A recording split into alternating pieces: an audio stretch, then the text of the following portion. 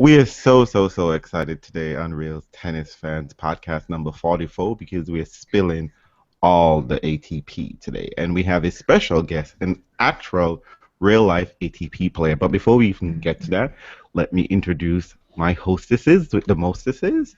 First, we have Andre and Soli Tennis Travel. Hello. And we have our foreign correspondent who did an excellent job. I mean, she is really the foreign correspondent. She went all over to get us our first real life ATP player on deck, and that's Janina. Hey.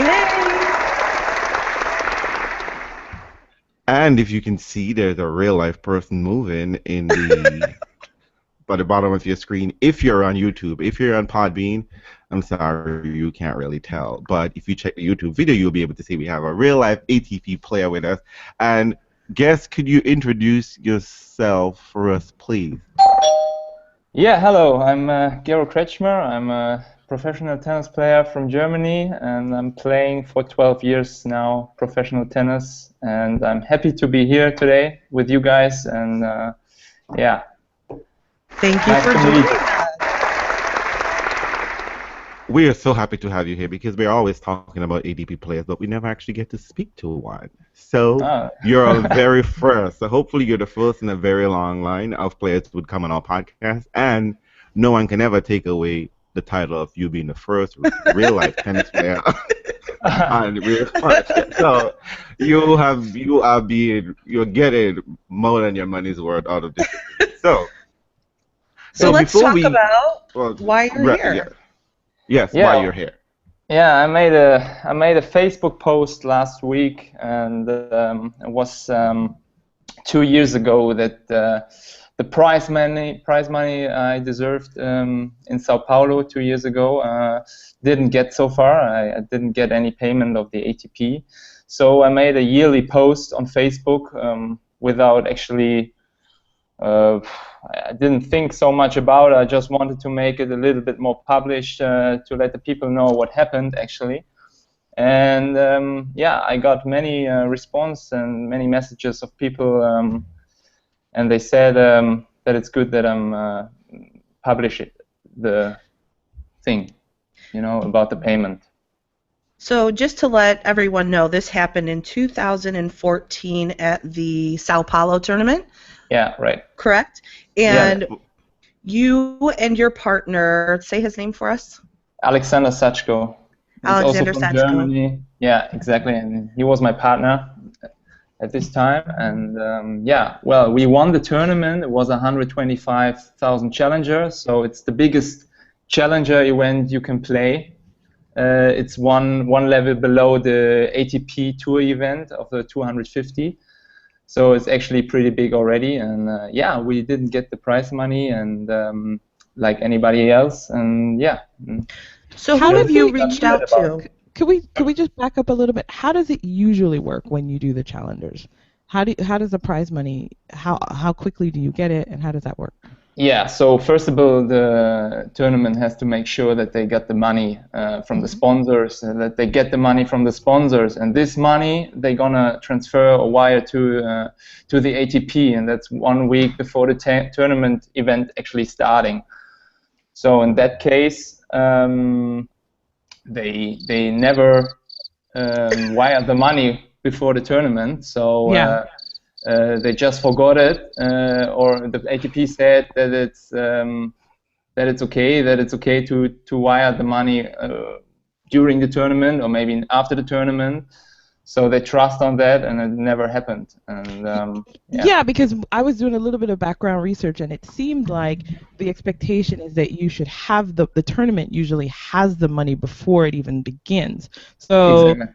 There was at least some sort of change in the way they would normally do business, which is to expect that the tournament would get the money in the middle of it and trust that it was going to happen. Okay. Yeah, exactly. So it's supposed to come around Thursday, Friday, maybe Wednesday. I don't know the exact day. And but it never came, and they thought, okay, it will be fine, maybe next week, whatever. And yeah, the thing is, it happened already a few years ago in another challenger in Karlsruhe, in the German challenger, and it was the same thing. The tournament director couldn't pay the players, but at the end the players got their money because they went to the court, and in Germany it's a little bit different with the law and stuff, and so that was fine. But the ATP could have a clue already how it is, or that there has to be an insurance for the players if a case like this comes up. And so they never changed the rules about it, and so they're just trusting on that. But at this time in Sao Paulo, that's what I wanted to say. Actually, they missed the point to receive the money. Actually, what do you mean? Before the tournament started, so they had no money before the tournament. Actually. Right. Again. Or just maybe a part, I don't know, just a small part, and that's it. But just to be clear, if I heard that right, you said some players did get some money? No one got money, no one got the prize money so far. Wow. The only thing, everybody got a reimbursement of $1,000. Every main draw player got this reimbursement of $1,000, which for me makes no sense. I mean, it's nice for the players, but it should cover the travel costs, of course. But if you consider that there are also many players from South America or maybe Brazil who has no travel costs or maybe low travel costs and losing first round and even have less prize money than $1,000, they got actually more. So the ATP didn't really had the idea to split it up correctly, with the amount. They just put $1,000 for everybody, and that's it. Is that standard? Is that something that happens at every challenger tournament? You get that $1,000? No. That's not a standard. There was an absolutely excuse and exception. It was more like giving a lollipop to a little child. It was hush money. Yeah, exactly. So that was, of course, for the first time. I mean, it happened a half year later that we got this reimbursement. It was nice, of course, the first time. But they also said, they promised that they stick to the plan and trying to talk to the tournament director to get the prize money. But so far, nothing has changed and nothing came so far. So I think for 80–90% of the players, it's fine with the $1,000. But for the guys who won the tournament or came further than maybe quarterfinal, it's of course a big minus business this week. I mean, I came overseas from Germany with an expensive flight and at the end, and I had also to prepare on the conditions. So you come, of course, 1 week earlier before the tournament started. So you got a lot of expenses. And, so you lost money. I lost a lot of money that week, and this is the thing. I mean, I'm a professional tennis player, and I have to pay money actually for that week, and I'm not getting out money of it. I'm not earning anything. You're not the only player who. You and your doubles partner, not the only player who didn't receive their prize money. Sorry, now we have a little problem with the connection. I think, yeah, Reels, your audio is not working, but he said you're not the only player that didn't receive money, and that's correct. Nobody did. Because the tournament didn't have any money to give. Well, if you're not, so have you reached out to the other players who didn't receive money, and did you all work together? We did, yeah. We worked together. We were meeting on WhatsApp, and we did like a group for that prize money issue. And a Brazilian player who won also the singles there. He had a lawyer, American, like half Brazilian, half American lawyer. We tried to make some pressure. So some players found. Together and build up this group on WhatsApp, and we were really discussing how we can solve this problem and what we can do to make at least some pressure to the ATP or to the tournament director or whatever, just to get maybe a little part of it, like, I don't know, 80% or to get the money. But is there someone on the ATP panel, I guess we would call it, that players can reach out to? Is there someone that's supposed to be there to represent the players in case you do have problems? And have you reached out to this person or people? Yeah, that's right. I think I went to every person who is responsible, or you can talk to, even the president of the ATP. And but so far it didn't change so much. I mean, we were just calling many times, talking to them, writing emails, but it's like more, I don't know. And are they responding to you, or are they just giving you the runaround? It's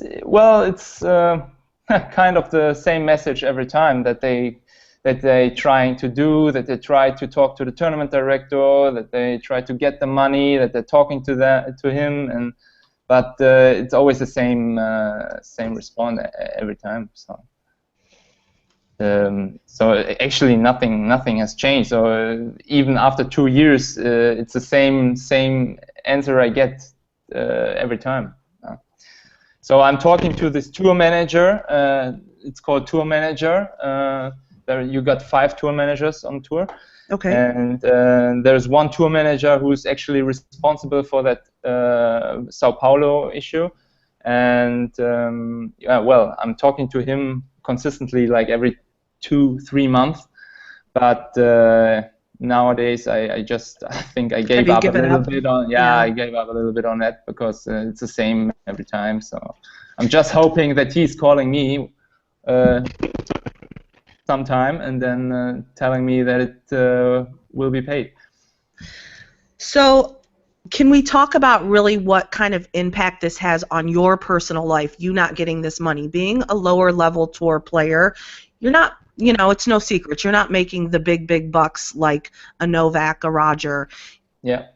Is this just like really a kind of a punch in the stomach? I mean, are you able to make a living wage on the tour as it is? So not being paid, how does that really affect you? Are you unable to go to another tournament? What happens? Yeah, I mean, you can make it up on numbers, actually, to be honest. I mean, if you have a special position ranking in the ATP, then you say that if you're top 150 in singles, or if you're top let's say 70, 60 in doubles, maybe 80, still okay, then you can afford the living of it. Then you make a living of it. Then it's starting, actually. And but everything lower or worse than this is already like you have to pay you by yourself, and you pay to play, essentially. You're losing money, actually. Yeah. So and then there's a big difference between like taking someone with you, like a coach or whatever. This is already a thing which is not possible for example for me. I'm top 100 player now in doubles for, let's say, 2 years now, and it's really hard, of course, to make a good living of it. And you're investing a lot, of course. You have to pay the flights. Fortunately, you get the hospitality, so that you're saving the money for the hotel, but you still have the flights, and you still have other things like stringing rackets and stuff. And so, of course, if you play overseas, it's getting more expensive if you have to travel further than Europe, for me, for example, and it's more expensive. So, of course, it's not easy. And if you're losing money, and you have to actually, in this case, Sao Paulo, I lost, I think, around $2,000. Instead of doing or making a plus of 3,000, it's a pain in the ass. And so it's not easy, but we're trying the best to make a living of it, but you have to improve time by time. So in your, what's that, Reels? Can you hear me now? No. We can't. Leave the call and come back. So in your Facebook, let's call it a rant, because it was a damn good rant. It was nice and long, and I suggest everybody go read it. Thank you. But you talked about gambling, which has been a huge source of talk in the media lately. Yeah. Do you want to talk about it? Yeah, of course. No, okay, so you said, why are you surprised? And the ATP has consistently tried to tell the tennis community, the world, that the gambling issue is not occurring at the top level of the game, that it's occurring at the lower levels of the game on the Challenger and Futures Tour. Yeah. Do you agree? What do you think about all of this? Well, we all heard about the stories a few weeks ago. I mean, the BBC published players in top 100 or Grand Slam winner, which probably also involved in gambling. So it's probably not. You cannot say like it's only the lower ranked players, but of course the lower ranked players are more in danger to get involved by gambling, I think, if you can say it like this, because they have to pay the bills. I mentioned already about the flights and stuff. They don't get so much prize money, and if you have the risk to get the prize money, in my example, that you're not getting the payment, of course, there's all like many reasons, you know, and that's the reason why maybe lower ranked players could get involved in that a little bit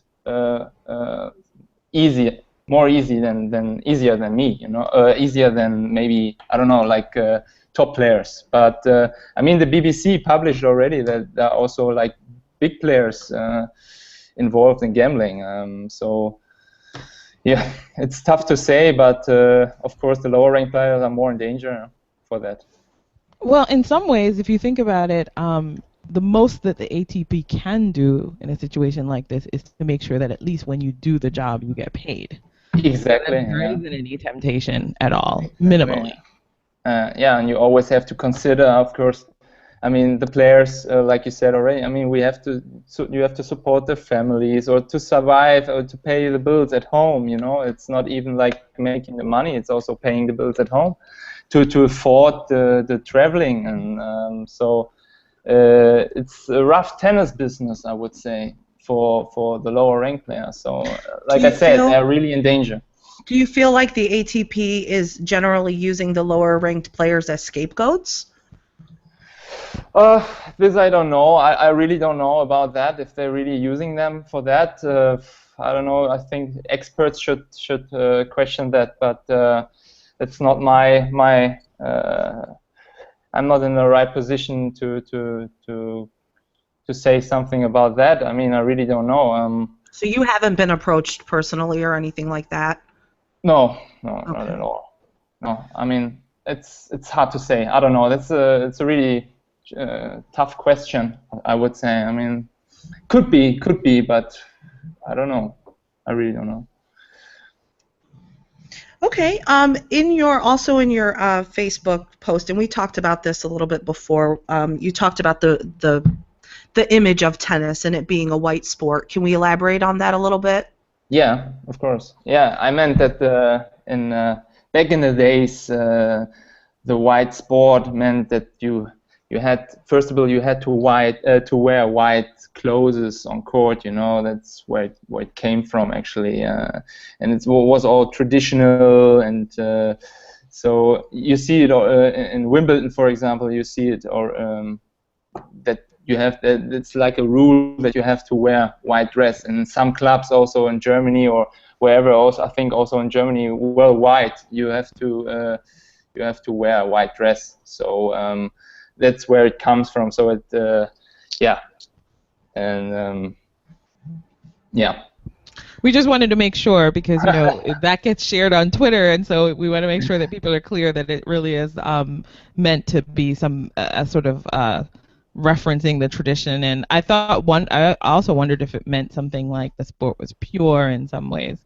Yeah, no. Actually, the thing is, which I wanted to say with it was that the white sport has its rules, and you know, you have to behave and to behave well, and it contains good manner also, and it's kind of fair play. And this is not only, like, for me, always understand like this, that it's not only on court, that it's also off court. So it means that good manners and behavior on court, which in my case the payment part is too, you know. the payment part is also very, very important, and this belongs for me together, and it's kind of a fair play thing, not only on court, also off court, and this is also which is very important for me. It makes sense. It makes sense. It makes sense that the sport should also reflect integrity in the way that the folks behind the scenes manage themselves, and minimally for work done is the bare minimum of an expectation. No, I mean, it's very important that you make sure that you get the payment, the prize money, and it's the same. Now, it's the same thing like someone expects from me that I behave well on court and that I have to fill out medical forms and stuff. You know, like I have to do so much for other guys, like filling out medical forms, behave well on court, and so on and so on. And so I think it's just fair to get a payment for a tournament. Well, of course, everybody wants to go to work and be paid. Where do things rest now with the ATP? You're simply sort of hoping that they will contact you and let you know that they've sorted through whatever is going on in Sao Paulo and that you all will get your checks. Everyone, the singles winners as well, right? Yeah, that's right. I'm still hoping. I'm still hoping on that, yeah. I'm still hoping that they call me and that they say that the tournament director is going to pay the prize money. He wants the thing is, like, the tournament director can't do another tournament without paying the prize money from 2 years ago. So, but they told me that he's really interested in organizing another tournament, because he did it like 20 years already before that happened. Mm-hmm. So he's really interested in that. So that's the hope I got, that he really tried to catch up this money to pay the ATP so that we got paid and that he then can do his tournaments. So that's what I heard. That's what they're telling me, that he's really trying hard. But I have to say I'm not so sure about it, because I heard already that he would like to do a WTA tournament. And then he would be out of that responsibility, you know. So the ATP has nothing to do with the WTA. So the ATP was like just talking to the WTA.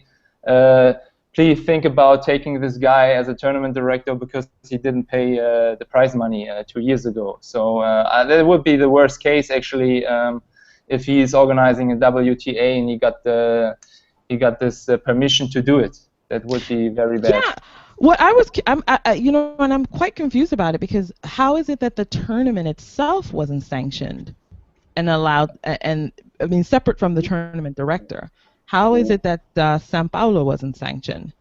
Well, sanctioned is actually only the tournament itself, so, like the Challenger Sao Paulo, where he was this tournament. The funny thing is, which most of the people don't know, is that his brother is doing the second Challenger in Sao Paulo, because there are 2 Challengers each year, and the brother is doing the second one.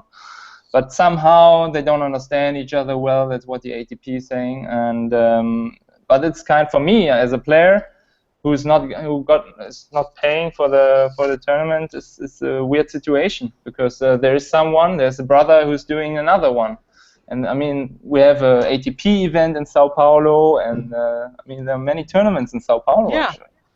Is there any way? I mean, this is probably out of your even reach, but is there any way to even know ahead of time if a tournament has received payment?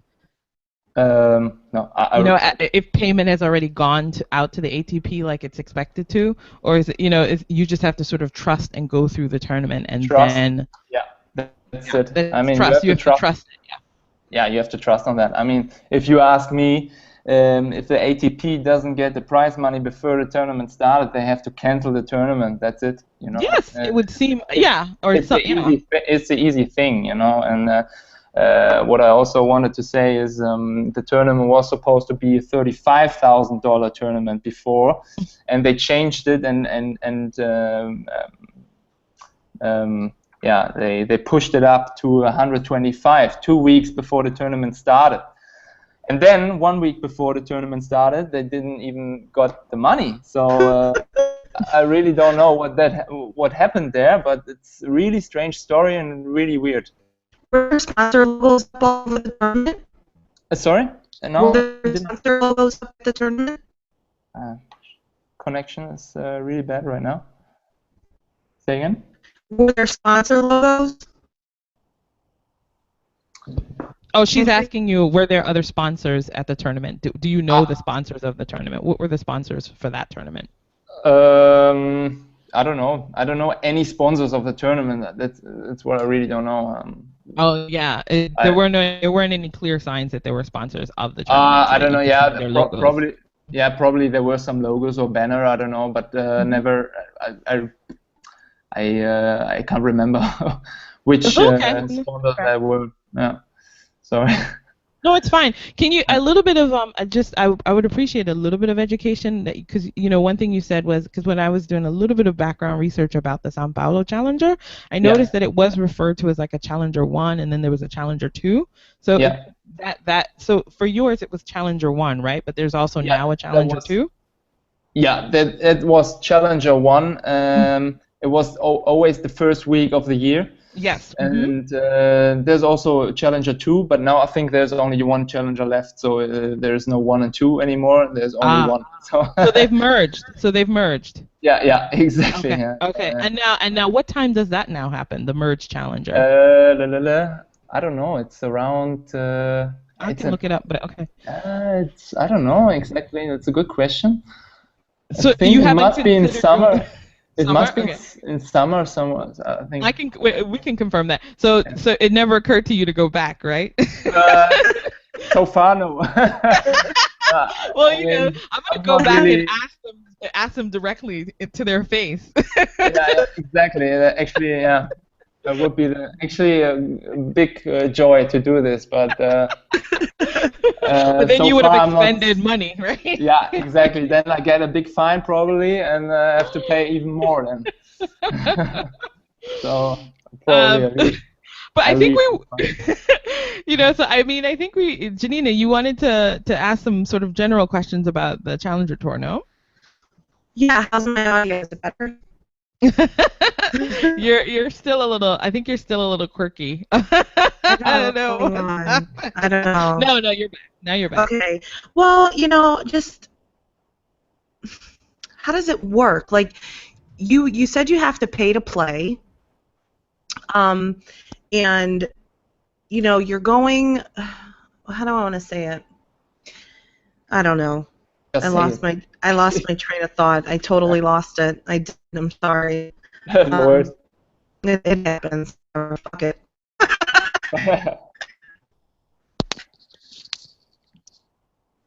I don't know. So, what can we do? Can we make some noise for you?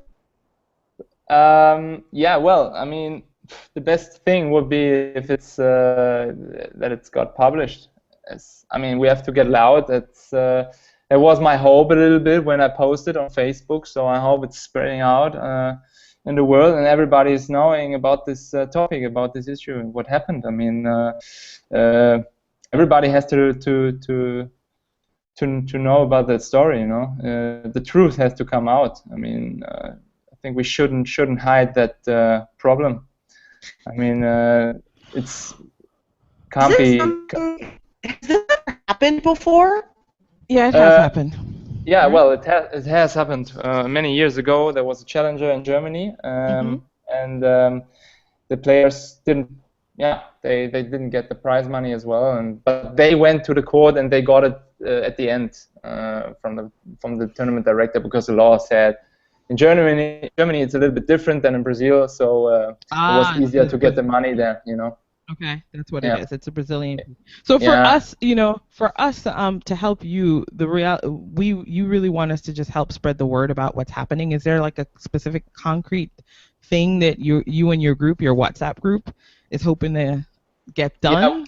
Yeah, well, WhatsApp group. There can always be letters written. There can always be emails. There can always be petitions. I mean, tell us fans, I don't think would like the idea that people are paying and not getting playing and not getting paid. So. Yeah, no, but I'm quite satisfied so far. I mean, many journalists wrote me already, and newspapers, and it's I think it's getting bigger and bigger, but yeah, it can't be big enough, I think. So I'm really hoping it's everybody is knowing about it. Okay. Well, that's. I mean, minimally, we'll attempt to do that. I mean, what we'd love to do is for you to keep us posted, like as things change, or hopefully, because I mean, one of the things I think will happen is that now that there is maybe a little bit of eyes watching, more eyes watching, maybe you'll get some response. So I really hope so. Yeah. I hope so as well. So what's your next challenger schedule? What are you doing next? Well, I'm leaving. I'm going to Mexico now, and on next Thursday I'm playing 2 challengers there, and then I have some days off after, and then I will start with the ATPs again, maybe starting with Houston and then Munich later. So yeah, it's kind of a mix between challengers and ATP tour events. Yeah. So yeah, well, right now I'm at home and practicing hard, training hard, and then next Thursday I have to leave again. Well, we wish you the best of luck for the rest of the year. We thank you so much for joining us. And absolutely keep us posted if there's anything that happens or doesn't happen. You know, we can keep talking about it. And we could do a Gero check-in every week when we have our podcast. Exactly. We're checking in on Gero's case, and this week he received 2 emails from the ATP, and it looks as if a check will be sent out shortly. Great. No, that's what we're hoping for. That's what we're hoping for as well. Yeah, thanks so much for joining the conversation, and thanks for asking. I mean, I'm really happy to join you guys here and to have this interview. I really hope that it helps, and thank you. Oh, no problem. Thank you. Have a good have a good rest of your break, and then good luck in the rest of the tournaments coming up. Thank you very much. Thank you. You're welcome. Bye-bye. Bye-bye. Hello. So that was wonderful. And am I the only one that is actually clear on this podcast? Possibly. No, there are 2 of us. That's great. All right. And Reels seems to have disappeared. You know what we're going to do is we're going to let Reels go away and come back in, and maybe all of the problems will be sorted because we were talking to Gero from so far away. So that's probably something that we would so, you know. So, ladies, I am back. I mean, like, what the fuck is going on here? I mean, like, my own goddamn show. I keep getting cut off all the time. You know, when we have a interview and so much. But, you know, before I even get all huffy and puffy with the tennis cards, I do have to give thanks that we got a celebrity-ish. You know, we got a real-life player on our podcast, and people can see him actually moving. It's not me making funny noises in the back and me pretending to be we know how you like to pretend to do things and how we like to have special guests like horses. Okay, yes, we do. Or inside sources with letters from the ATP. Right.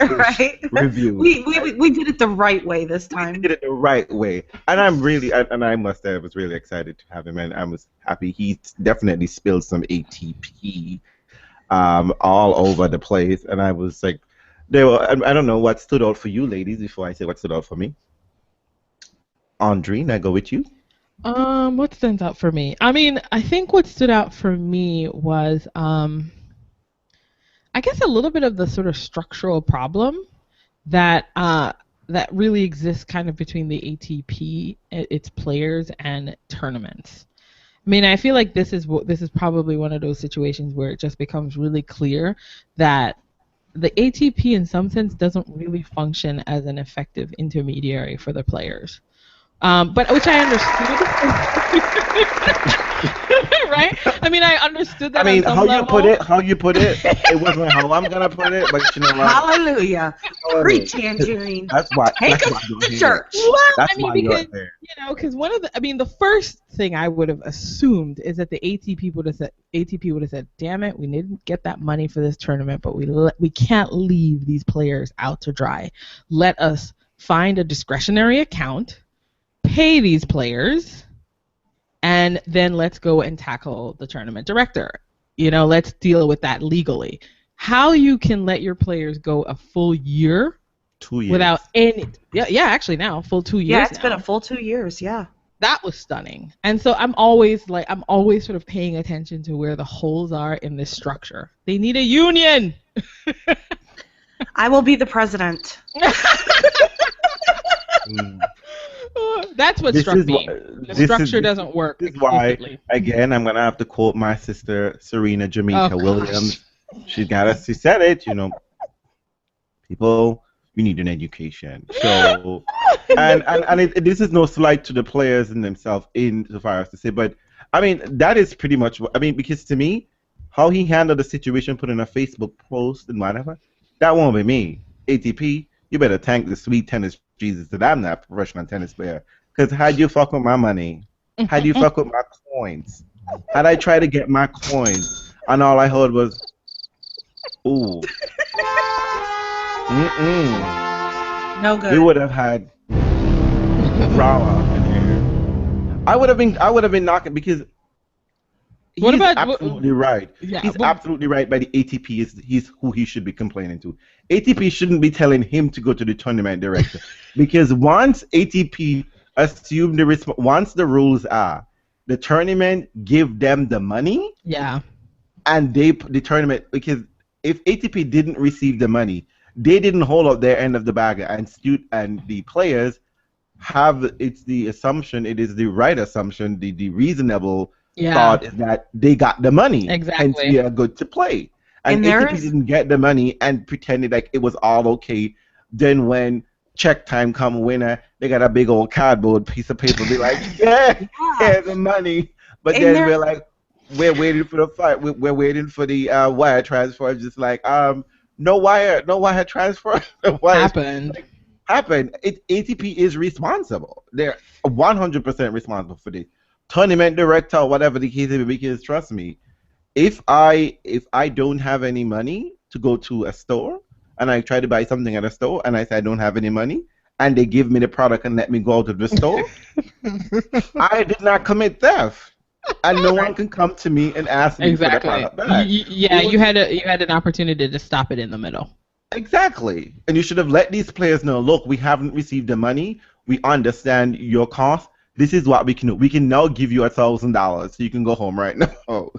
We can give, instead of you playing, be like all excited and then add that money in your head and be like, oh, I'm going to buy this. I'm going to pay this bill. I'm going to live. I'm going to eat. You know what I mean? What about you, Janina? Along the lines of what you said, I cannot fathom. I cannot wrap my mind around the fact that the tournament was even allowed to begin.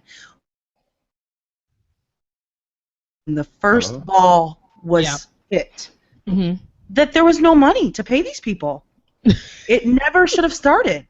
And this was the biggest challenger event, right? This is not like some like he said this is the biggest event. challenger event on tour. They even raised the prize money shortly before it was due to start. It made it even bigger, and they didn't have the money. And you know what really is frightening? This is kind of what bothered me the most. Aside from the fact that nobody is helping these players that didn't get paid, you now have this man who he told us has been in this industry for 20 plus years, right? And he's trying to sweep it under the rug and start a WTA tournament so that he doesn't have to deal with the ATP, and that will essentially allow him to wash his hands clean of the situation because he's no longer involved. That is insane. That is insane that anybody can even attempt to do that. But this is tennis. I mean, like, it is tennis, but we all go to work every day assuming that on payday we're getting a paycheck. No, I don't mean it in that way. I mean, this is how professional tennis has always been run, right? We see the players who've not been very successful all of a sudden Yesterday they were on tour playing, then tomorrow they're commentating, and next thing you know they're captain or co-captain of something. Next thing you know they're in charge of player development. Next thing you know they're running some big name organization within tennis, and they're finding talent and whatever. The money keep people have a real landline. It's weird enough is. That was great. I just shaded you, Janina. Shade. I'm sorry. My bad. But I mean, like, but it's part of like how the same set of people. We keep seeing the same people around and around, and we pass the buck around and change it up and whatever. And this is because to me this seems like corrupt. Because my thing is that ATP hasn't confirmed whether they did get the money. So the players were just told that ATP didn't get any money. So this is how ATP usually, you understand? So no, it could I mean, be that I think money the went thing is, missing somewhere, misappropriation of funds somewhere. Well, no, I mean, I think if we did some of the follow-up work and read some of the things that have been happening, it looks to me like the whole point is that the ATP was trying to get their money, and clearly, in some ways, they were never really able to get the money, or they're still working on it because the tournament didn't come back in 2016. I mean, they didn't have one in 2015. He said that though they're not allowed to because they didn't pay for the previous one. They're not allowed to do that. Yeah. And I mean, I kind of somebody on tour, Gero would know better than anybody. He's like he said, I've kind of given up. Well, he was ever going to see that money. It's been that long. But I mean, you're thinking it's just not going to come to you. It'll be because maybe in their mind the tournament happened. Right? It's happened. It's gone. It's been 2 years. I mean, how can you go back and get something? The time to have gotten it was before they actually had the tournament go off, right? Because that's when you have some leverage. But now you have no hand, really. I mean, as an ATP person, you kind of don't have a hand. And if they're going to switch sides and even go to the WTA, I mean, what are you going to do? I mean, you can try to blacklist the person and say, listen, those people don't pay. Although, I mean, remember, the tournament had been there for 14 years, right? From 2000 to 14 years, and this was the first time it had happened. So it's not as if there had been a history of that tournament being negligent on some level, so that they could have expected. You know what? It's I mean, really hold sad. up. I just want to make one thing, and I feel like I have to I just want to hold up and let ATP really understand what is going on here. Let's just be on one page here. It's only $125,000. Okay? $125,000 ATP. This man shouldn't have been begging for piece of that $125K, because that ain't no money. You bloody give the semifinalists of a US Open $500,000. I mean, seriously. Well, come on. You think the money isn't accounted for in ATP land? It's not budgeted. I mean, you can't just just because a tournament falters in paying the player doesn't mean the ATP has pockets to run around and go, here's that. Actually, they do. If we have learned anything from FIFA and the Olympics organization and how they run, and the sports organization, and they're all running in a similar manner. One, they're running like a real business. Two, they have cash off cash, CACHE for people who didn't think I'm just repeating myself. Cash off cash, a whole bunch of money doing nothing. And a lot of the times when they go into places, they make these places put up the money instead of them putting up the money. So trust me, ATP has $125,000. But they can't get into the business of doing that. Let me tell you how ATP has that much money. Because they're fucking paying millions of dollars to fucking that independent-ish reviewer. Where did they get that? Well, come on. Let's keep the issue separate. I'm just saying that realistically, yes, in this particular situation, obviously, we would love it if Gero and all of the folks that won that tournament got paid. But it's not a situation where you want the ATP to run around and pay for tournaments that are defaulting. Well, and that's a poor setup. But hold on. But I'm just saying you do this because he's only mentioned, well, as far as we would like to know, there's only been twice, right? Once when it happened in Germany, and then no. And I think if this happened in Germany before, clearly ATP isn't about fixing problems. No. I think what they ended up doing, I think what happened is that ATP does not have anything, I think, in its paperwork that says that it has a kind of insurance for that. There's no insurance for that aspect of it. Now, they were able to legally take the tournament to court in Germany because they understood the rules there. and get that tournament to give them the money. But the problem is that, I mean, maybe the big issue is that ATP doesn't have a sort of like space in Brazil to actually go through their legal system to make sure that those folks are held to the fire and pay. But the thing about it, ATP is responsible because of the fact that if the understanding is the tournament gives ATP the money before the tournament actually starts. Well, sure, but you know what? If you listen, you have a vendor that you work with. You've been working with this vendor for 12 years. Okay. The vendor always pays you, and then the vendor says, you know what, I'm going to be late this week. You've had this vendor for 12 years. Now, if the vendor has always been late, you might go no. But, I mean, in a business situation, you're probably like, you know what? I'm sorry, you're not going to be able to wire it to us until the middle of the tournament? Okay. Then guess what happens? The tournament starts and no wire happens. The plays have already started. You're kind of screwed. Right. So, really, the problem is... So you're telling me ATP doesn't have any legal... So ATP... So in situations like this, ATP has nothing, ATP isn't legally responsible to help fix this problem. They're legally responsible for getting the money, but for me, I'm saying that, and this is why I say that the ATP is, as a structure, is flawed, right? Because structurally, it has no responsibility to the player to make sure the player gets paid. Exactly. That's the problem. There needs to be some type of rule in place somewhere And because this has happened twice that Gero told us about. It's probably happened more that we don't know about and that he doesn't know about. Yeah. And essentially the problem is, if the money is not in a certain place before the tournament starts, the tournament shouldn't start. That's where the breakdown is. That's really where the breakdown is. They shouldn't be expected to play for something that isn't there beforehand. They really shouldn't. I think that for its own sake, the ATP should take the hit ATP's and say that in the beginning. Like, you know what? I'm sorry, this tournament's going to be canceled. Maybe I'm going to have, because they went and found $1,000 anyway to reimburse for travel and things, which apparently is what they actually had to work to make that happen. It's not something that they probably had in their budget or whatever. You had to get approval for that.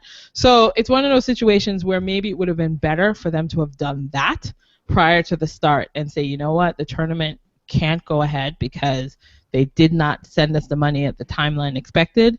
We're going to put together $1,000 and send you home because that is a slap in the that's face. probably well, no, but it's better than playing for a week and not getting paid. And not getting paid.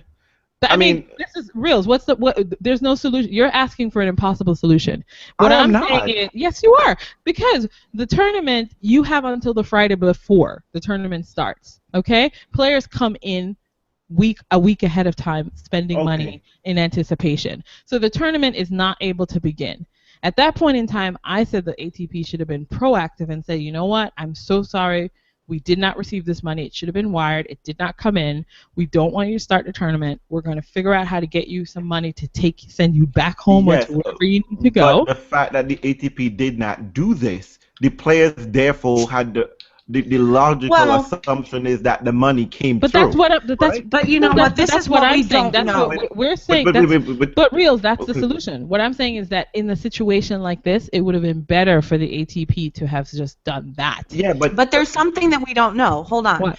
We don't know for sure whether or not the ATP knew that this situation was even happening before the tournament. We don't know. Yes, they would have. They would have.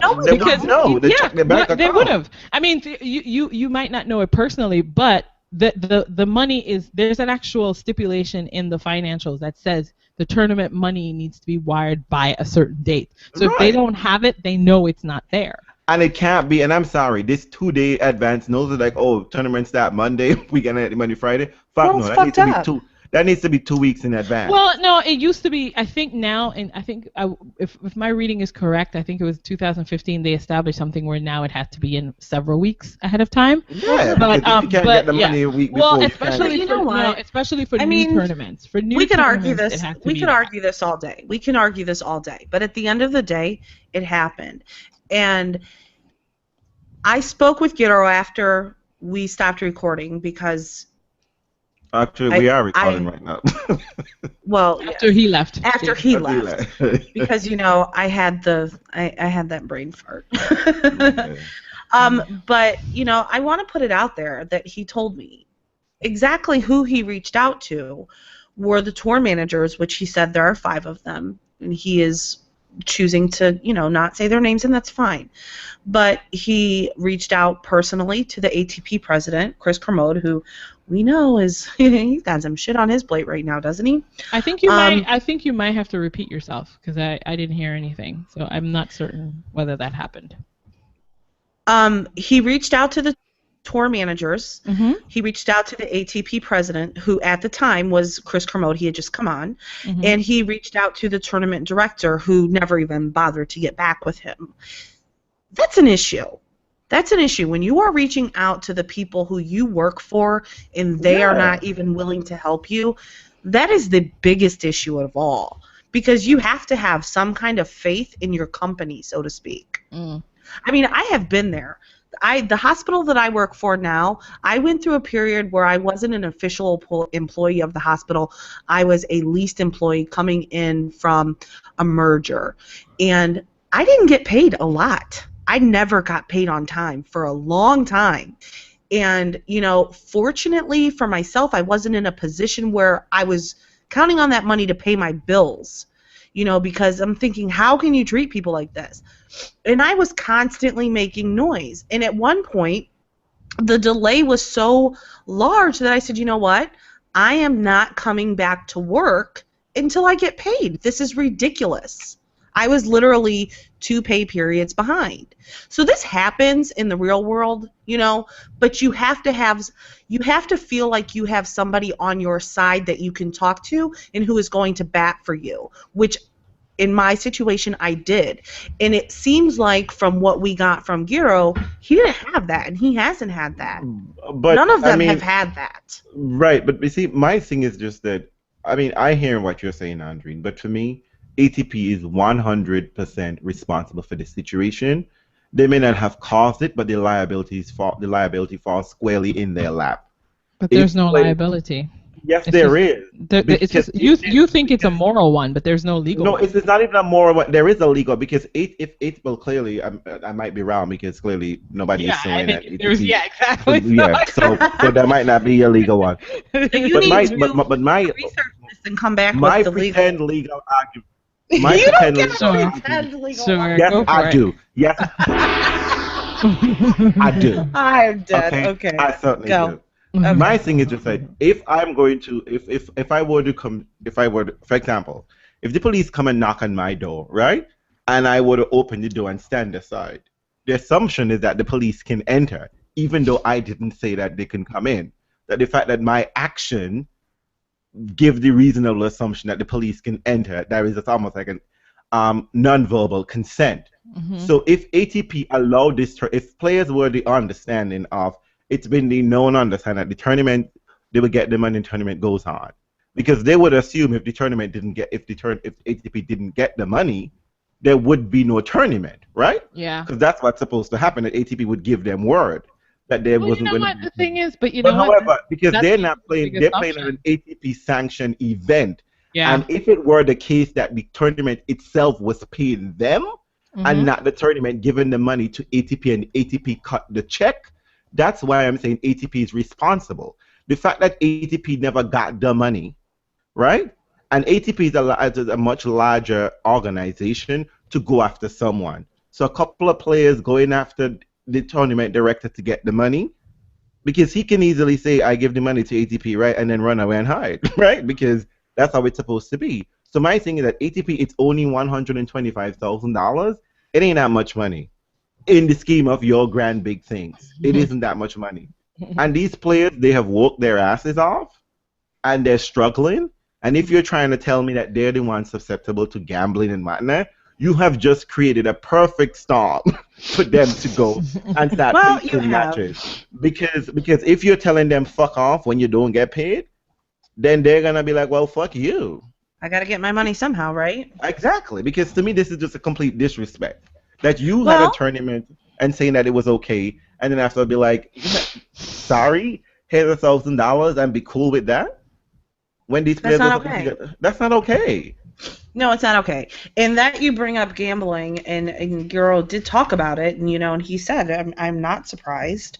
And let us restate that he said he's never been personally approached, but he, again, isn't surprised that it may be a problem on that level of the tour because of how much money they don't make.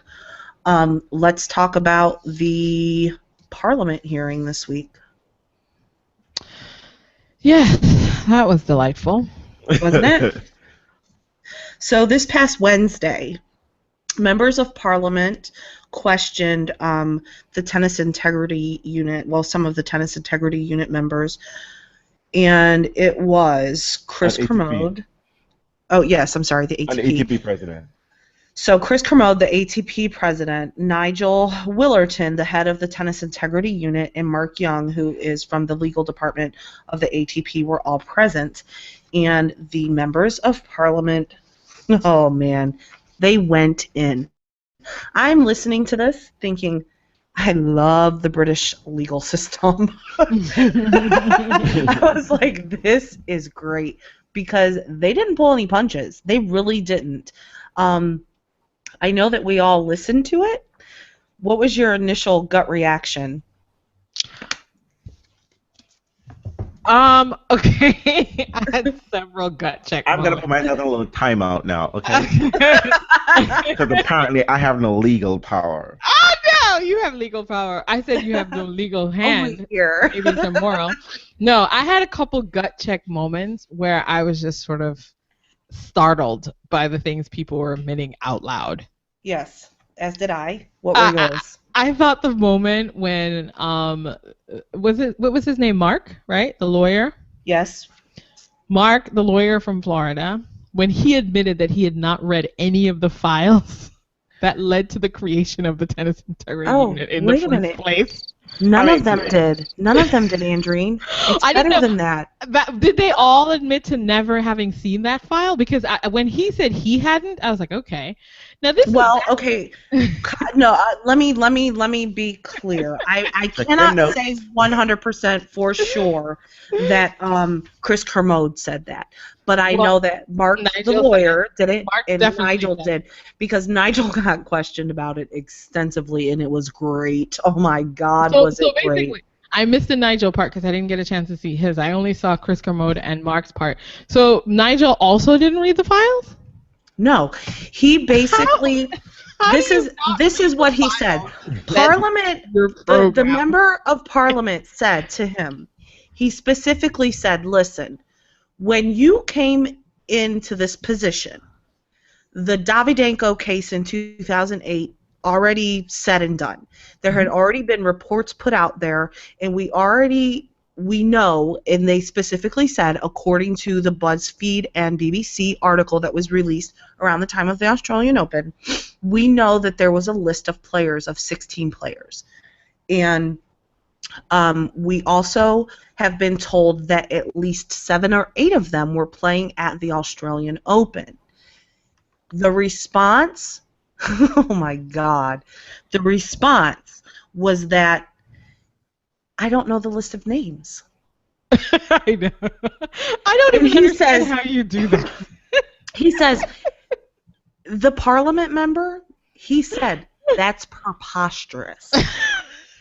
That's what he said. He said, "If it were me, I would want to know the list of names, and I would put up wanted posters in the office." That's what he said. He said, "You were given a report," or no, he said there was a report that was out there that said if you get rid of these core group of players, then you could essentially clean up the sport. And you mean to tell me that you haven't gone back to look? And he said, "No, I haven't." And they asked him again and again and again why, and his default answer was, "It was already said and done by the time that I came into office. The people that preceded him had decided that there was no reason to investigate further, so therefore he didn't feel the need to go back and look at the documents." You know, that's so weird, because I know that we have a problem. But see, we have a problem. We have a problem with this in this country, right? What do we call this when we profile people? Profiling? that would seem like a legitimate profiling. So if I know that I'm under budget, right? If I'm under budget and under-resourced, and I find out that there's some gambling buzzes happening in my ear, why wouldn't I go to the people who have traditionally been my problem in the past? Just as an initial start. Yeah. And you know what? Parliament said that to Nigel Willerton. They said that, essentially. I mean, not word for word, but it was implied, and he just kept going back to, it was already taken care of. I trust that they did what they needed to do, and they didn't choose to investigate further, and kept saying, you need to understand that an alert is not evidence, which is true. Sure. I get that. But when the same names, and Parliament said, when the same names keep coming up over and over and over again, don't you feel the need to investigate? And he just kept defaulting to, somebody already did that for me, basically. Someone did that before I got this position, and I haven't felt the need to go back and look.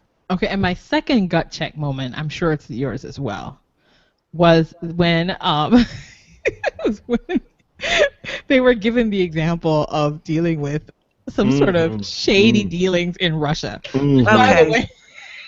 Give the context, or do you want me to do it? Okay. So the context was, realistically, the question was, lots of things are happening in many countries all over the world. Many matches are happening all over the world. What recourse do you have? They asked Chris Kermode, what recourse do you have if a lone player, say in Russia, is approached by some sort of syndicate and threatened? He called them goons. Let's say it how it is, because I'm telling you, Parliament went fucking hard. And they call them goons because they had their own they had their own ethnocentric ideas, really. About Russians, yeah. Yeah, about Russia. That was very clear. Obvious. Yeah, it was very clear that everything outside of the UK was goonish. Yes, this is true. This is true. But they didn't hide it. That's what I appreciated. Yeah, they didn't hide it at all. They were very clear that and also they were very clear that they believed that every other country was operating with sort of shady legal dealings, and that you couldn't trust those countries' criminal justice system. So then when Chris Kermode, I thought he just dropped the ball. He fumbled that ball so poorly. He didn't know what to say. He didn't know what he says. Well, we would deal with their local law enforcement, and he's like, yeah, it was just Russia. That was the thing that was really crazy was just like, basically he's about to say they should call 911. Well, it was just like, they had. No, let's present it how it actually happened. No, they said, that's essentially what happened. He said it is, but they said what is the protocol? There's no protocol. He said the protocol was deal with something. But they tried to pretend, yes, but they tried to pretend that there is a protocol, and they said this is what you do. You need to contact the tournament director. Yes. You need to contact the tournament director that ran away with your money, by the way. No. Absolutely, right? You contact the tournament director, you contact the ATP, and you contact the local authorities. And what he said was, what happened No. ATP will contact the local authorities. We'll try to work with the local authorities. The players don't do that, according to the so-called. No. He did say that. No, he said that the players should. The player, yeah. Yeah, he did say that the players should contact the local authorities should they ever be approached and threatened by a goon or thug. He did absolutely. I am 100% positive. This was the kicker moment, though, Janina. The kicker moment was also Chris Kermode was simply giving a scenario, because he then responded, it's difficult for me to say because this has never happened before. And then the parliamentary guy says, then he hits it and says, well, I wonder why. Which is the assumption being that you have not been confronted with the situation because people are taking bribes. And because people are afraid why are you here? To report. I just my thing is, motherfucker, why are you here? This is why you are here. You're here because this problem does exist. And for me, I'm sorry. I thought the parliament was a little softy for me. No, maybe they weren't. Maybe because. Are you crazy? I listened to this 3 times. They were not soft. Maybe because what do you want them to do, Real? What do you want them to do? What didn't happen for you? I think because I was my mother would say, and she don't usually use profanity, I was hearing a lot of fuckery coming from the ATP side. And it was just, I just couldn't sit there. First of all, my favorite bit for me is just like, Chris Commode was quoting this number so often, It's only 246 matches out of 120,000 matches. But yet, you got 3 motherfuckers watching 320,000 matches and telling me, oh, that really makes sense, right? And what you're going to do, you're going to put a team of independent-ish people, right? Let it be stated right then and there that Parliament called them out on the independent part of that. Yes, they did. Yes, they did. Not even the independent bit, because my favorite bit is that you're paying the independent, you're paying the ITIU $400,000, right, to go do this, to check 120,000 matches. Yet, Nole said, so much thing just drove me up. The Parliament said, but you have Novak Djokovic saying he was approached and someone offered $200,000, and he's just like, that's half of the TIU budget right there. And you know what? Let me add something to that, though. Let me add something to that. Mm-hmm. When they brought that up, that Novak Djokovic has been that he was approached, that his team was approached, let it be known that the response from the ATP was that he wasn't approached directly. No. Even worse. Even worse. We don't have all of the details. We're still investigating. Motherfucker, this happened in 2007. It is 2008. I think it was 2008. Okay, 2008. Either way, the response was, we don't have all of the details yet. But the thing, are you kidding me? Who are you waiting to talk to? But this is what drives me insane with what I'm hearing from the ATP, is that they're trying to present one thing up front and it just doesn't even make any sense, right? You're telling me, oh, then his response was that, but they didn't approach Novak Djokovic directly. Motherfucker, it don't matter. No, they got the message. He got the message. He got the message. That's the point. That someone told someone that he could tank a match for 200 and something thousand. It matters if they approach him directly. At least, motherfucker, that's how criminal operate. They don't go to the post. They come and say, "Oh, I saw a criminal, a thug, a goon talking to Novak Djokovic." No. And I mean, Parliament said, he said when they were dancing around the question of what do you do when the goons come after you and say you lose this match or I'm going to break your legs in Russia. That was specifically what Parliament said. The response was. Can you hear me? There wasn't one. There wasn't. That was deliberate. That's the response. It was fucking quiet as hell, crickets all around, and he said, I mean, to there's me, nothing we can do. He said there's nothing they can do in that case. There's nothing they can do. What can they do? Nothing. In fact, what I gathered from the whole proceeding from the ATP is that they did nothing and they're continuing to do nothing. This is just smokes and mirror we are seeing here. That the fact that they were handed, they're saying, oh, we didn't read that report either. They were handed all of this information. That's what I'm saying. Go and check those reports. They couldn't even come out and be like, well, those 16 players that BuzzFeed and BBC were talking about, we checked them all, and it's not true. They couldn't even say that. I know. No, they couldn't even say that. Not even that they didn't say it. They admitted that they didn't do anything. That's what's really, really sad. Yeah, and they're talking about this is happening in the challenges and the futures. And listen, no, motherfucker, the BuzzFeed was very specific in saying some of these players are in the main tour of the. Well, let's talk about that a minute. Let's talk about how they keep putting this off onto the lower ranked players. This is the breakdown, right? So Chris Kermode and Nigel Willerton, they're telling us that there's a protocol and that players have to be educated about how to deal with gambling and match fixing and what to do should they be approached with this situation, that there is in fact a protocol in place and that players have to go to ATP University for 4 days and they are educated on all the rules and regulations, right? Here's the thing. Except talking about we can say what the fuck we want about lesbians and homosexuality. Well, totally true. I'm sure they don't talk about that. However, this only happens for players who are, if they are a singles player, they have to go if they are ranked 250 and above, and if it's a doubles player, which is Division 1 for singles. If it's a doubles player, then they have to be ranked within the top 100. So let's put this into some perspective. We spoke with Gero, and he has been on tour for 12 years, right? 12 years. He is just now required this year to go to the ATP University to learn about all of this stuff. But the ATP wants to tell us that this match fixing and gambling issue is occurring at the lower levels of the tour, mostly on the futures level. That's what they keep telling us. But they want to say, oh, but we're educating the players. No, you're not. You're not talking to them players. So Parliament actually said, well, what are you doing then? Because you're not educating these players. There's nothing out there for them from you. And you know what they said? We rely, because he said Parliament asked, even on matters of tanking, what are you doing at the futures level? And the response was, well, we rely on the umpires. What? Yes.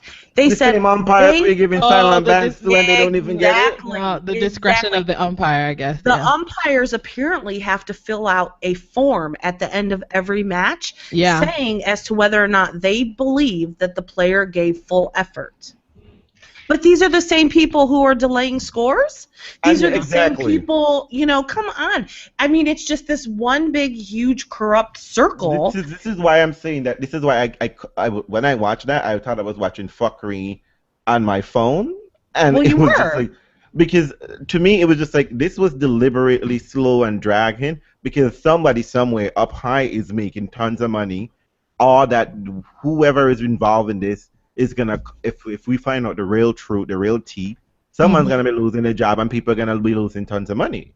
Because ATP is a bloody this is a fucking joke. I wanna go to a company where they're gonna be like, you know what, sexual harassment training and race and discrimination training is only happening for managers. The rest of you workers, and when you get promoted, you get this training.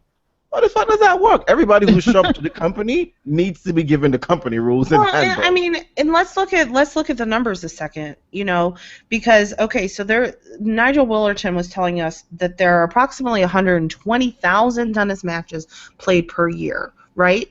So there were 246 alerts for all of those matches for a year. In 2015. By the way, let us note that this 246 alert didn't come from the TIU. They weren't the ones who provided that number. No, this comes from the betting houses. SSU, which I don't understand. What the fuck is the TIU doing? Yeah. So here's the thing. Oh my God, there's just so much. So we've got 120,000 tennis matches a year. It needs to be known that 96,000 of those matches are happening on the futures level, and those are the players who are not getting educated, and those are the players that they keep, and they're not getting paid, and those are the players who are, they're being the scapegoats of the sport.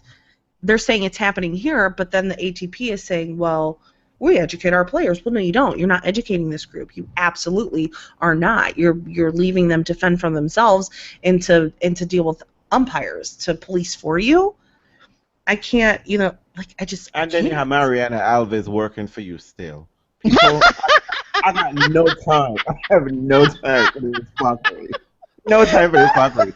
Mariana Alves in 2005 wasn't a gold badge umpire. You know what she is now? She is right now. But you know what else?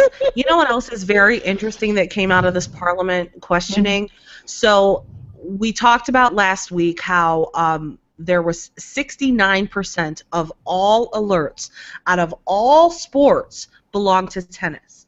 Yeah. And the response from the ATP panel was, and this, I don't know how true this is, and somebody, if you know, tell me. If a listener knows, tell me. But the response was, the betting houses know that tennis has a tennis integrity unit, so therefore they may be more likely to alert tennis authorities of suspicious betting patterns than they are other sports, because they know that there are people already in place to handle it.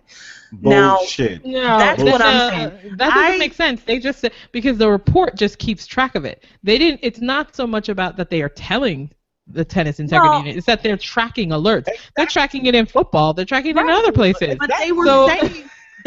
No, in Parliament said, Parliament actually said, are you implying that there maybe are more suspicious things happening in other sports, but it isn't being reported because they don't have governing bodies to handle the situation in place?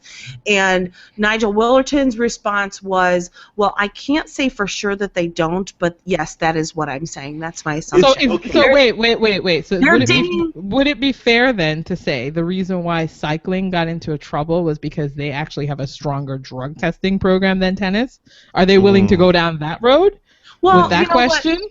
What I'm thinking is, I don't know for sure. I don't know for sure, but I have a really hard time believing that there's no type whatsoever of integrity unit, so to speak, in soccer, in swimming, in baseball. But even if it doesn't exist, the system of itself but even if it does create its system for that. But you know what else is interesting? Of those 246 alerts that came through, so Parliament says, have you had any betting houses that don't cooperate? Long pause, long pause, long pause. Well, yes, we do. So the Pinnacle betting house doesn't hand over anything. They just refuse to cooperate for whatever reason. The ATP panel didn't really give a reason. So what that tells me is there's probably a hell of a lot more going on that nobody's sharing. No, actually, what the betting house would probably just do instead of tell tennis, since they don't do fucking shit, because I didn't hear Chris Commode, I didn't hear Nigel Wilton say anything about, they had 246 alerts, but when we checked, we only had 95. They didn't say shit. I'm telling you, they're doing nothing. They're doing nothing, absolutely nothing. They are doing nothing. It's unreal. They're not even saying that they checked the 246 alerts that they received and found that only 2 warranting. But meanwhile, tennis got time to tell me, the TIU got time to tell me, you found some Thai player. He's not even in West Bumblefuck. He is beyond Jupiter. Beyond Peter. He's not even ranked. He don't even have a picture. Okay? He's not even on the future level. And you found him and find out he bet on a match. They're thorough, man. It's like finding I think we need to move on a little bit. So what do we want to take out of this? The that the tennis integrity unit in the ATP is full of shit. That's what we want to take out of it. I said that from the beginning. They're full of shit. I mean, in a nutshell, this week we learned that they have no answers for anything. They don't support their players who don't fucking get paid. And they don't even take the time to do the research of their own department. That's what we learned. And you have time to go. You have money to find millions of dollars to pay this independent-ish review. Yeah, that was really bad. To do something which is something already exists. So you're gonna pay, like, 3 men were paid to watch 120,000 matches, and then they only get paid $400 and something thousand, right? And then you pay 1 man millions of dollars to go watch 3 men. Yeah. In Parliament again. And you can't pay $125,000. Oh my God, you're back here. Well, listen. I'm back there because that is crazy. Just to go a little bit further with that, just so that we know what's going on, Parliament did say, like, okay, this isn't good. This isn't a big enough group to police all of this, and they, and you need more money. And the response from the panel, from the ATP panel, was that, we are going to give whatever money is necessary, anything. And he said, well, are you saying that you are writing a blank check? You know what he said? I believe it was Nigel Willerton that said it. He said, unfortunately, yes. No, that's Chris Commode said. Yeah, it was Chris Commode. Okay, unfortunately, yes. I'm writing a blank check.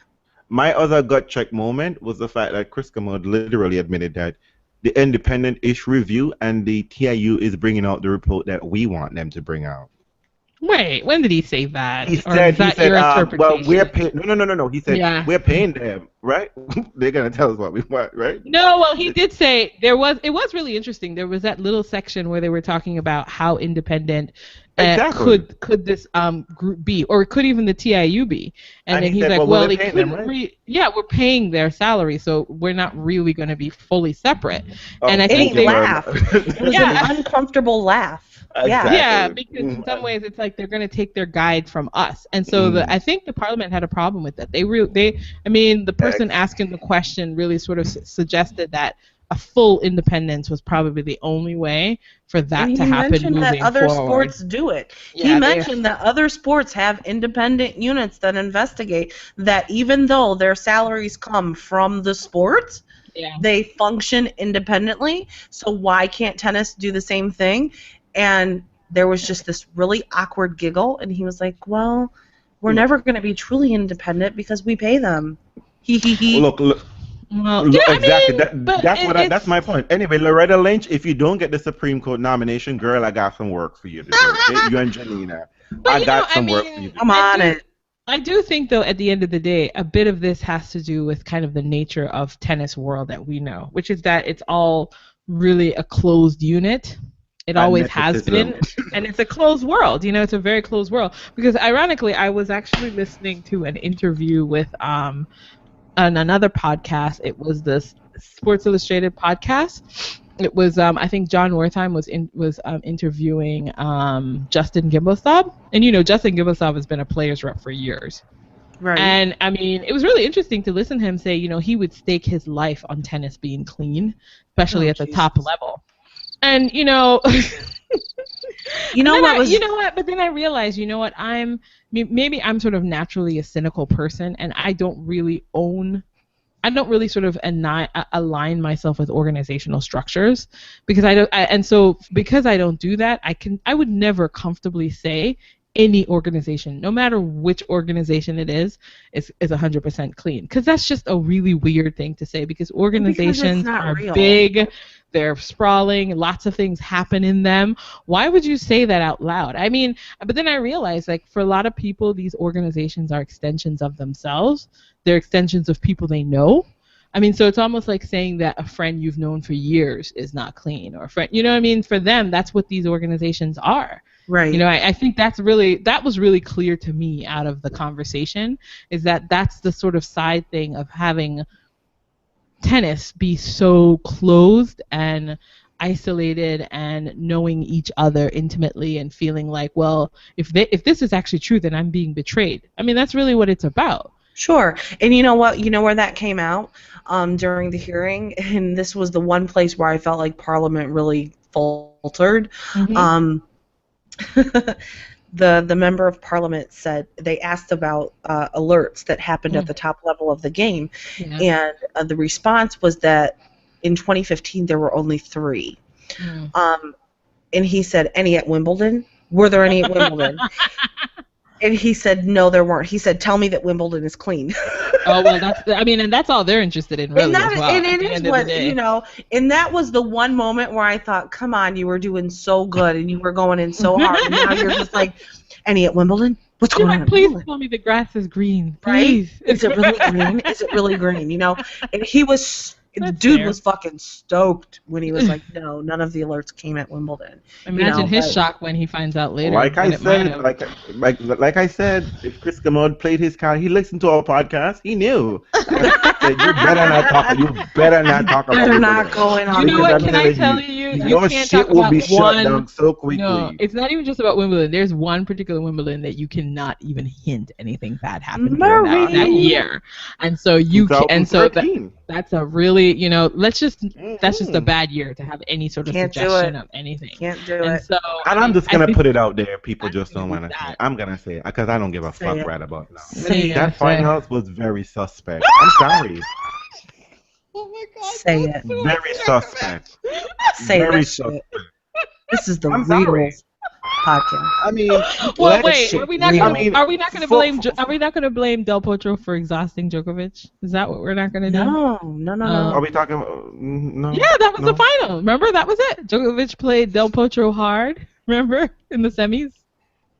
And then he showed up. Del Potro got this voodoo, you fucked up Federer 2012 Olympics. You fucked up Del Potro is like the fucking devil. Is that how that works? He is going to be the Argentine devil. That was the explanation for why that final was so flat. Stand. But you see, I can't. I have to put an asterisk because, as we all know, Novak Djokovic invented tennis in 2011. In 2013, since his modern reinvention of tennis game, that happened after 2011. So look, people, I am not saying it was drugs. I'm not even putting any name. I'm just simply saying that I was confused, concerned, and conflicted, dazed, and disturbed when I saw that straight sets victory of Novak Djokovic. It was really miraculous, though. Losing to Andy Murray. Well, and I'll have you know, people, that Andy Murray has barely ever had a look at beating Novak Djokovic until last year at Montreal. There have been some vicious beatdowns. In fact, it almost makes Serena's beatdown of Maria look like fun and games. I'm just saying, but you know what? You know what, people? Let's move on from this. I may be saying something days, I'm hungry. So, ignore everything I say about Nole. Ignore it all. Okay, Wimbledon is clean and white. But you can't even say that because Nole didn't even play this week. So what? Wait, you're talking about it.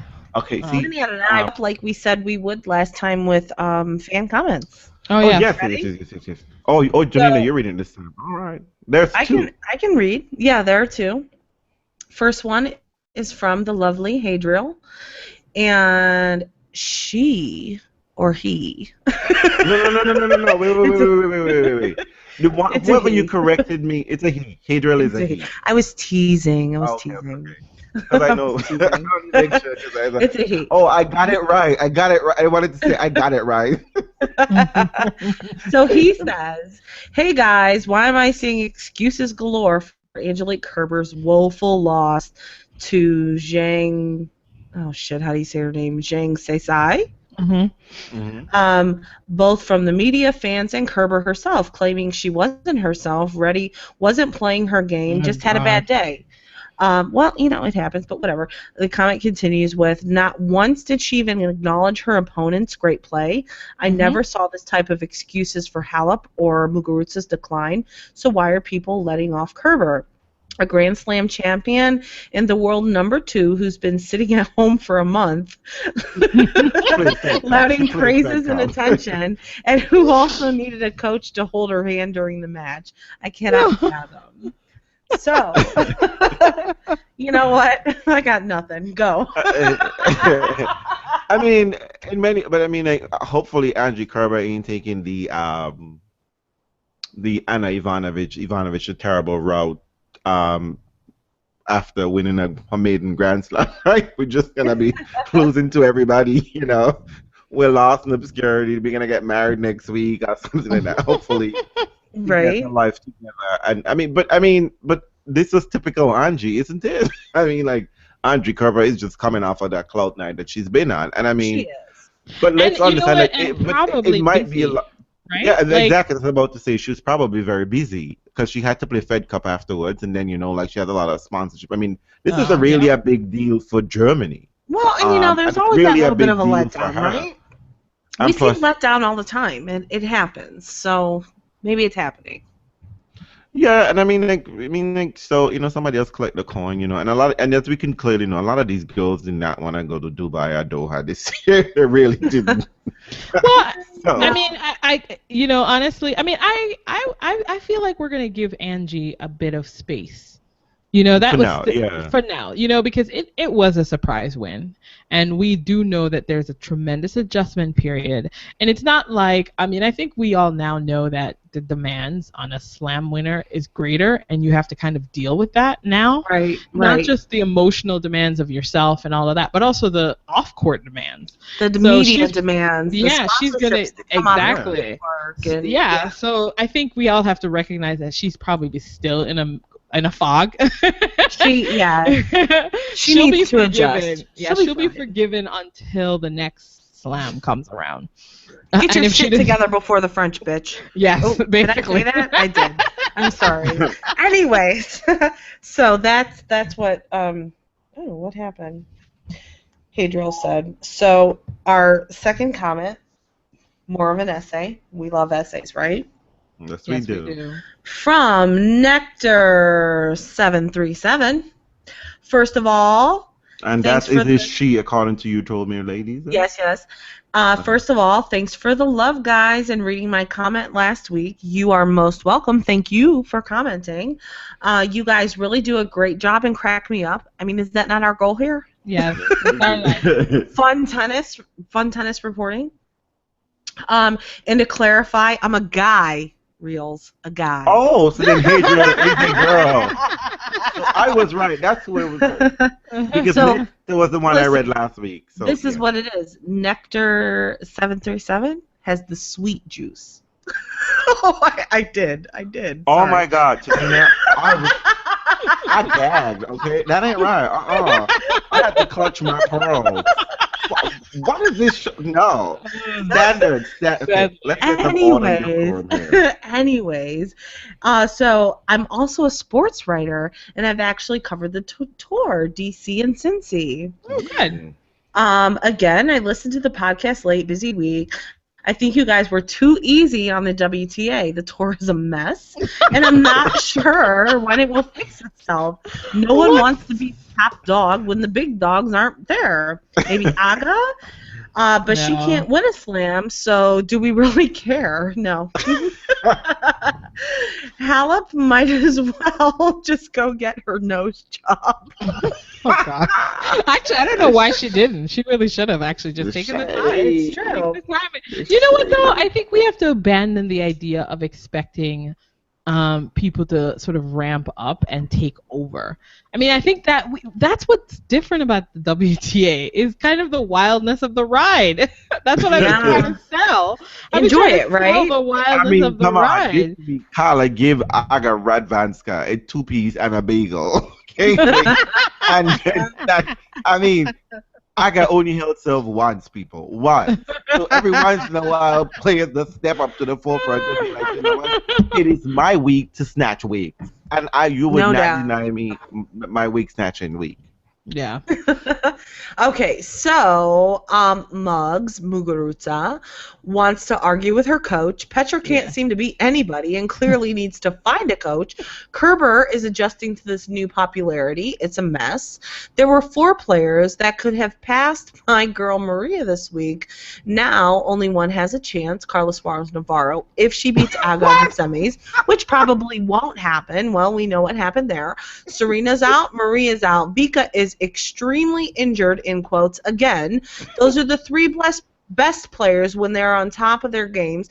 And right now, they're out, and no one is taking advantage. On the men's side, Stan is playing Nick tomorrow, which would have been Friday when he mentioned this post. Get your popcorn ready for that match.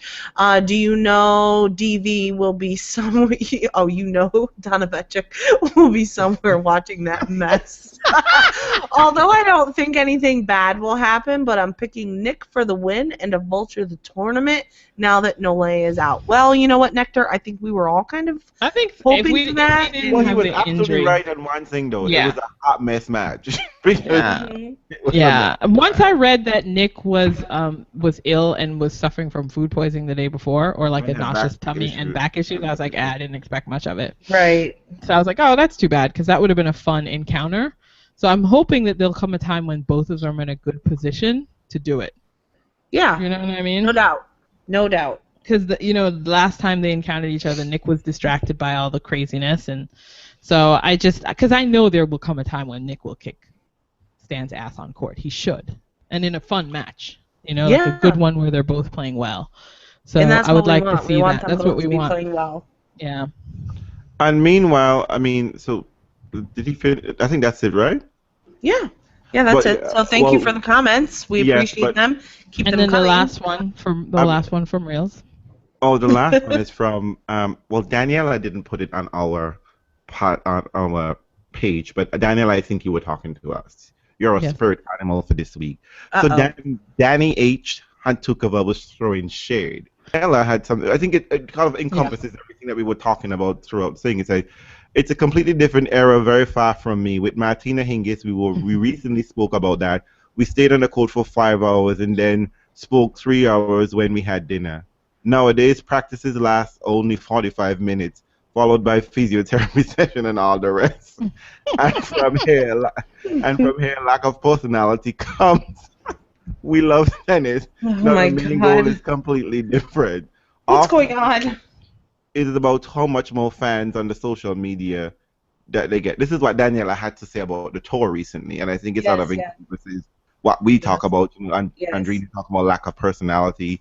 Yeah. Also, we're talking I about read it. I remember. the up and down tennis, and she's pointing out something like people not even staying on court practicing, and Martina Hingis. Danny, just let you know, there's a lot of bitterness wrapped up in Martina Hingis' comments to you. Just so you know that. There's a lot of bitterness going there. But, that's that. So we're happy, Danny. You can come on our show, okay?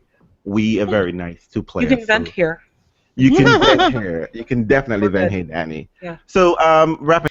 I just want to say one more time, thank you so much, Gero, for joining us and giving your perspective on what happened with your extremely disappointing experience. But thank you for sharing it with us and spending time to come on and talk with us. And we look forward to having you back again.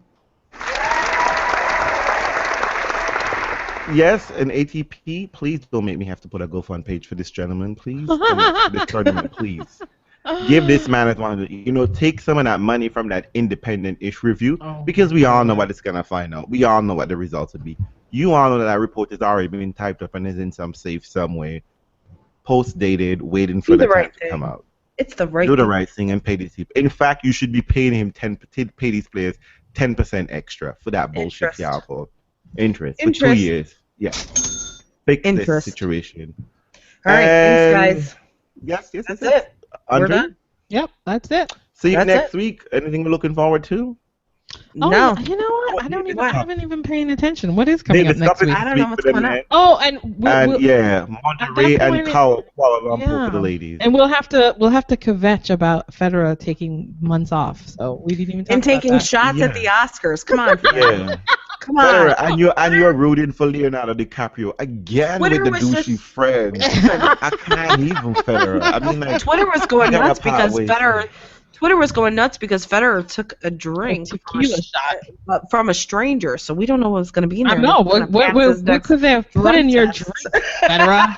And I gotta say, I cannot believe damn good in that tuxedo. He looked damn good. But Federer, I just gotta say, I love you, but we're Leos, and I gotta keep it real. But why the fuck are you at California without Merca? Got Merca with the kids at home? No, Merca's on a ski trip. So no, I think look at Andre being the personal Federer. She really is. Secretary. There were pictures. The girls were skiing. It's all good. So hey, until next time.